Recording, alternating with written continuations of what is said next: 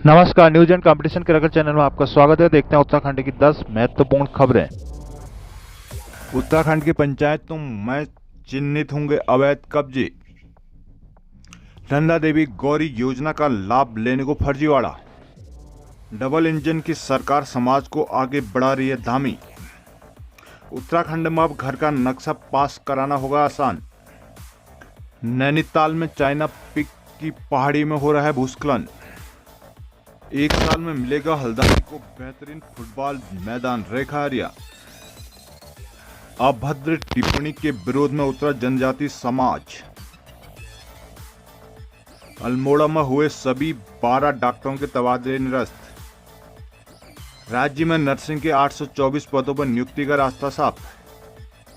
Online registration सीमित संख्या को खत्म किया जाए। चार धाम यात्रा होटल एसोसिएशन के पदाधिकारियों ने डीएमसी की मुलाकात। जोशीमठ में जल्द बनेंगे प्री फैब्रिकेटेड भवन। देहरादून। उत्तराखंड में 80% पंचायत भवनों का सीमांकन नहीं होने से धरातल अतिक्रमण और पेड़ों का कटान हो रहा है। इस पर रोक लगाने के लिए पंचायत वनों के सीमांकन का अधिकार राजस्व विभाग के बजाय वन विभाग को देने के लिए सरकार को एक प्रस्ताव भेजा गया है। वन मंत्री सुबोध उनियाल ने कहा कि पंचायत वन क्षेत्रों की सख्ती से अतिक्रमण से मुक्त कराया जाएगा। उत्तराखंड के 11 जिलों के वर्तमान में 11,336 वन पंचायत है, जिनकी कुल क्षेत्रफल करीब 5,449 वर्ग किलोमीटर है। करीब 80% वन पंचायत क्षेत्र में सीमांकन नहीं हुआ है, जिससे वहां हो रहे अतिक्रमण चिन्हित नहीं हो पा रहे हैं। अब तक सीमांकन का काम राजस्व विभाग के जिम्मे है, जिस कारण वन विभाग को कोई कार्रवाई का पता नहीं चल पाता। अब वन विभाग वन पंचायत एक्ट में संशोधन के जरिए सीमांकन का अधिकार लेने जा रहा है। गढ़वाल में करीब 95 और कुमाऊं में करीब 80% वन पंचायतों का सीमांकन नहीं हुआ है, जिससे पंचायती राज क्षेत्रों में कहां और कितना अतिक्रमण है इसका पता नहीं लग पा रहा है। साथ ही तमाम काम और बजट आवंटन में भी दिक्कतें आ रही है। सरकार वन पंचायत एक्ट में संशोधन कर वन पंचायत के सीमांकन अधिकार वन विभाग को देने जा रहा है। वन विभाग ने इसका प्रस्ताव शासन को भेज दिया। इसी माह कैबिनेट में इसकी पारित होने की उम्मीद है।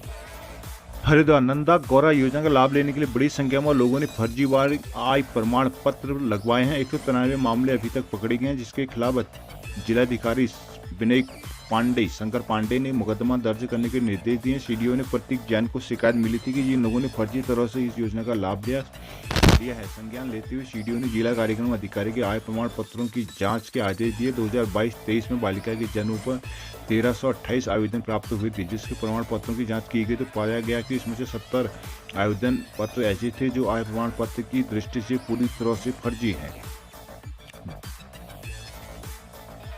तृतीय चरण इंटर पास के अंतर्गत 4174 आवेदन प्राप्त हुए थे, जिनमें से 123 फर्जी मिले। इसमें आय प्रमाण पत्रों में छेड़छाड़ की गई थी। आवेदनों को सीडीओ की ओर से निरस्त कर दिया गया। मुख्यमंत्री पुष्कर सिंह धामी ने कहा कि डबल इंजन की सरकार जनजाति समाज को आगे लाने के लिए निरंतर कार्य कर रही है। आज देश के राष्ट्रपति पद पर एक आदिवासी महिला का पदारूढ़ होना इसका सशक्त उदाहरण है। सीएम ने कहा कि समाज के अंतिम छोर पर खड़े व्यक्ति तक प्रधानमंत्री नरेंद्र मोदी की नजर है। शनिवार को मुख्यमंत्री धामी ने यहां थारू जनजाति अंतर्राष्ट्रीय महोत्सव का उद्घाटन करने के बाद अपने संबोधन में यह बात कही। उन्होंने कहा कि प्रधानमंत्री नरेंद्र मोदी को गौरव दिवस के रूप में मनाने की घोषणा की है। देहरादून में भी भगवान बिरसा मुंडा की जयंती पर कार्यक्रम आयोजित हुए हैं। सीएम ने कहा कि वो अंतर्राष्ट्रीय महोत्सव के इस मंच में किसी की राजनीति नहीं करना चाहते, लेकिन सच्चाई की पूर्व की सरकार ने देश में वंचित समाज के लिए कुछ नहीं किया। भारत में पहली बार अटल बिहारी वाजपेयी सरकार ने अनुसूचित जनजाति को उनका हक दिलाने का काम किया। वाजपेयी सरकार के कार्यों को पीएम मोदी के नेतृत्व में आगे बढ़ाने का कार्य हो रहा है। उन्होंने कहा कि आज देश में 740 नए एकलव्य विद्यालय खोले जा रहे हैं। देहरादून। मास्टर प्लान क्षेत्र में औद्योगिक इकाइयों का नक्शा पास कराने के लिए सेल्फ सर्टिफिकेशन प्रणाली लागू करने के बाद आवास विभाग इस सुविधा को आवासीय भवनों के भी लागू करने जा रहा है, जिसके बाद लोग आर्किटेक्ट के स्तर से ही नक्शा मंजूर करवा सकेंगे। उन्हें प्राधिकरण नहीं जाना पड़ेगा। गत कैबिनेट और में औद्योगिक इकाइयों के लिए नक्शा पास कराने की प्रक्रिया को आसान करते हुए प्रदेश सरकार सेल्फ सर्टिफिकेशन प्रणाली को हरी झंडी दे चुकी है, जिसमें निर्धारित लैंड यूज पर औद्योगिक इकाई के निर्माण के लिए किसी भी पंजीकृत आर्किटेक्ट से नक्शा मंजूर किया जा सकता है। आर्किटेक्ट को तय बिल्डिंग लॉज के तहत नक्शा पास कराना होगा, जिसकी स्क्रूटनी प्राधिकरण ऑनलाइन माध्यम से करेंगे। अब यही प्रणाली आवासीय भवनों के लिए भी लागू की जा रही है, जिससे आवासीय नक्शा मंजूर करने में प्राधिकरण के इंजीनियरों का हस्तक्षेप काफी कम हो जाएगा। नैनीताल हाईकोर्ट ने प्रदेश में एएनएम की भर्ती को चुनौती देने वाली याचिका को खारिज कर दिया। अदालत ने कहा कि इस भर्ती प्रक्रिया में एएनएम की चयनित सूची में हस्तक्षेप की कोई गुंजाइश नहीं है। अब उत्तराखंड स्वास्थ्य विभाग में 824 एएनएम की नियुक्ति का रास्ता साफ हो गया। बताया कि चिकित्सा चयन आयोग की ओर से फर्जी भर्ती प्रक्रिया का परिणाम घोषित कर जिलों में सीएमओ स्तर पर अभ्यर्थियों का वेरिफिकेशन किया जाना था, जिसके बाद मेरिट के आधार पर अस्पतालों में चयनित अभ्यर्थियों की नियुक्ति दी जानी थी। लेकिन इससे पहले ही यह मामला हाईकोर्ट पहुंच गया। अदालत ने कहा कि याचिकाकर्ता विज्ञापन का जवाब देने से पहले उक्त व्याख्या पर सवाल उठा सकते थे। वरिष्ठ न्यायाधीश न्यायमूर्ति मनोज कुमार तिवारी के एक पीठ ने कहा कि याचिकाकर्ताओं को दी गई कोई भी राहत चयनित उम्मीदवारों पर प्रतिकूल प्रभाव डालेगी। सीएम पुष्कर सिंह धामी व स्वास्थ्य मंत्री डॉक्टर हरक सिंह रावत जल्द रोजगार देंगे। देहरादून पंचायत राज मंत्री सतपाल महाराज ने पंचायतों की आय की भी तेजी से जांच करते हुए सख्त कार्रवाई करने के निर्देश दिए। शनिवार को पंचायत राज निदेशालय में बैठक के दौरान मंत्री सतपाल महाराज ने कहा कि पंचायत भवनों में बिजली, पानी, इंटरनेट कनेक्टिविटी देने के साथ शौचालय बनाए। महाराज ने कहा कि किसी प्रकार के भ्रष्टाचार को बर्दाश्त नहीं किया जाएगा। जांचों को बेवजह लटकाने के बजाय जांच पूरी कर निर्णय लिया जाए। जरूरत पड़ने पर एफआईआर दर्ज कराया जाए। उन्होंने कहा कि बिना उनकी अनुमति के पंचायत राज विभाग और ग्राम विकास विभाग का फंक्शनल मर्जर नहीं किया जाएगा, जिसके बजाय विभागों को पंचायत के अधीन किया जाएगा। महाराज ने पेयजल संकट से निपटने के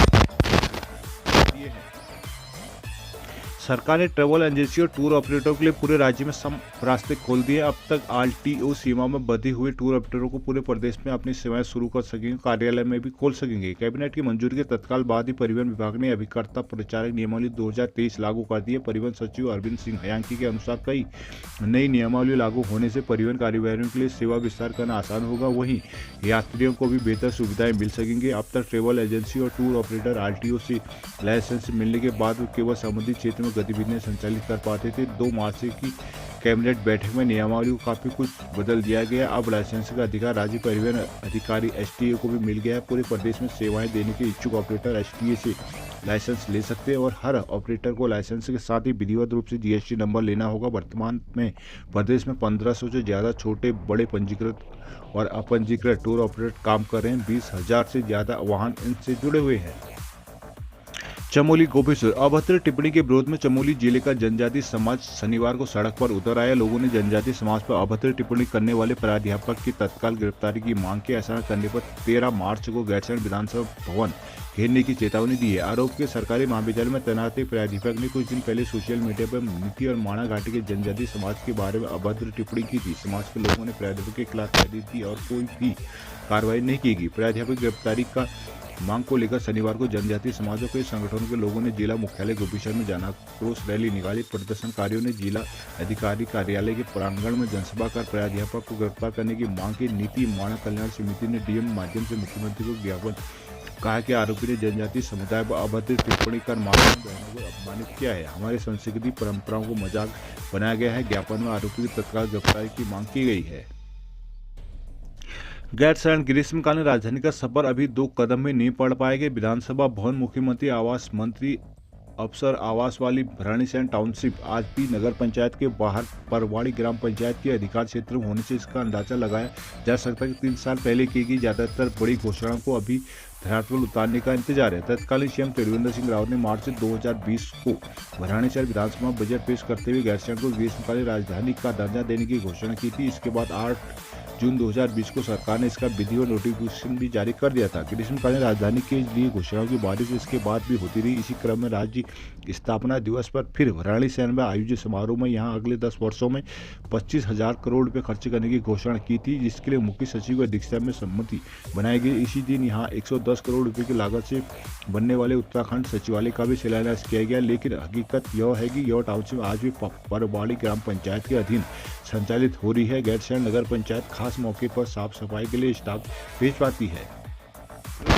ऑनलाइन रजिस्ट्रेशन की अनिवार्यता यात्रियों की सीमित संख्या कम करने की मांग को लेकर होटल एसोसिएशन ने जिलाधिकारी मयूरी दीक्षित को ज्ञापन दिया है। साथ ही मामले में शीघ्र कार्रवाई की मांग की। श्री केदारनाथ होटल एसोसिएशन के पदाधिकारियों ने जिलाधिकारी मयूर दीक्षित से मुलाकात की। इस दौरान ज्ञापन सौंपते हुए कहा कि ऑनलाइन रजिस्ट्रेशन की अनिवार्यता से तीर्थयात्री अपनी बुकिंग कैंसिल कर रहे हैं, जिनका असर सीधे स्थानीय व्यवसाय के व्यवसाय पर पड़ रहा है। व्यापारियों को आर्थिक नुकसान उठाना पड़ रहा है। एसोसिएशन ने यात्रा पड़ाव पर पैदा हुई अनेक समस्याओं कूड़ा निस्तारण, विद्युत पेयजल सहित यात्रा पड़ाव शीर्षी में मोबाइल कनेक्टिविटी न होने संबंधी दिक्कतों से भी जिलाधिकारी को अवगत कराया है। जिलाधिकारी ने होटल व्यवसायियों को बताया कि रजिस्ट्रेशन करने के दौरान हो रही दिक्कतों को सुलझाया जाएगा। उन्होंने बताया कि इस वर्ष पूर्व की अपेक्षा अधिक संख्या में श्रद्धालु दर्शन को पहुंचेंगे, इसलिए उद्देश्य बेहतर व्यवस्था बनाना है। यात्रा पड़ाव में हो रही विभिन्न समस्याओं को निराकरण की व्यवस्था कार्रवाई की जाएगी। इस मौके में एसोसिएशन के अध्यक्ष प्रेम गोस्वामी, सचिन नितिन जमलोकी, कोषाध्यक्ष अमित मैखंडी, अंकित राणा आदि मौजूद रहे।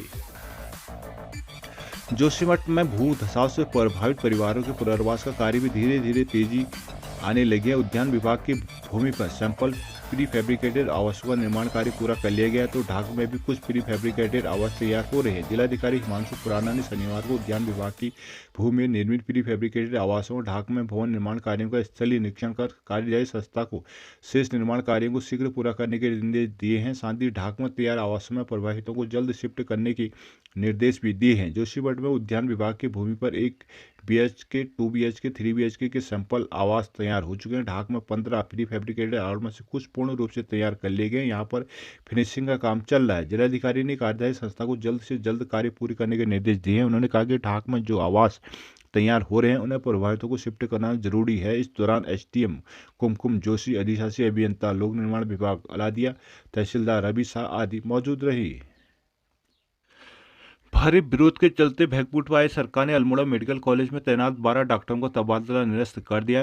तबादला निरस्त होने से डॉक्टरों में भी राहत की सांस ली। अब डॉक्टर अग्रिम आदेशों मेडिकल कॉलेज में पूर्व की तरह अपनी सेवाएं देंगे। दरअसल अल्मोड़ा मेडिकल कॉलेज में तैनात 12 सीनियर रेजिडेंट डॉक्टरों का 5 दिन पूर्व पिथौरागढ़ बेड अस्पताल में तबादले के आदेश शासन स्तर से जारी किए हुए थे। इस आदेश से अल्मोड़ा जिले में भारी विरोध चल रहा था। तमाम राजनीतिक और सामाजिक संगठन डॉक्टरों के तबादले के विरोध कर रहे थे। समुदाय डॉक्टर भी इस आदेश के विरोध में कार्य बहिष्कार पर चल रहे थे। जनता के भारी विरोध को देखते हुए शासन ने शनिवार शाम डॉक्टरों के तबादले के आदेश निरस्त कर दिए। उधर मेडिकल कॉलेज के प्राचार्य डॉक्टर CP भैंसोड़ा ने बताया कि चिकित्सा शिक्षा मंत्री की ओर से दूरभाष पर निर्देशित किया गया कि ट्रांसफर हुए डॉक्टर अग्रिम आदेशों तो पूर्व की तरह मेडिकल कॉलेज अल्मोड़ा में ही सेवाएं देंगे। डॉक्टरों के धरने के विभिन्न जन संगठनों का भी समर्थन मिल रहा था। शनिवार डटे डॉक्टरों के में कांग्रेस समेत तमाम जन संगठनों से जुड़े लोग अस्पताल में मौजूद रहे, जहां उन्होंने सरकार के निर्णय को गलत बताया। जल्द से जल्द तबादला आदेश निरस्त करने की मांग यहां पर पूर्व छात्र संघ उप सचिव नवीन कनवाल, पूर्व प्रधान खत्याड़ी हर्ष कनवाल, देव कनवाल, कुंदन नेगी, देव सिंह चौहान, बसंत कनवाल, दीपक जीना और वीरेंद्र कनवाल, राहुल कनवाल आदि मौजूद रहे। पिथौरागढ़ भारत और उज्बेकिस्तान के बीच सैन्य अभ्यास के समापन से पूर्व यहां दोनों देशों के सैनिकों ने 48 घंटे तक संयुक्त अभ्यास का। इस दौरान छिपे आतंकियों के मंसूबों को विफल करने की कार्रवाई का अभ्यास किया गया।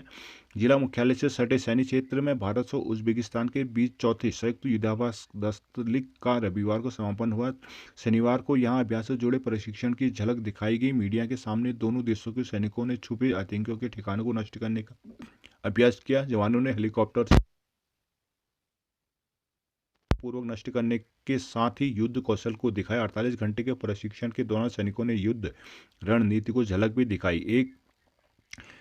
दोनों देशों के सैनिकों ने युद्ध के बारीकियां जानने के साथ ही नवीन युद्ध तकनीक की भी दक्षता प्राप्त की। अभ्यास के तहत रात को दोनों देशों के सैनिकों के बीच लोक संस्कृति के आदान प्रदान को भी कार्यक्रम किए गए।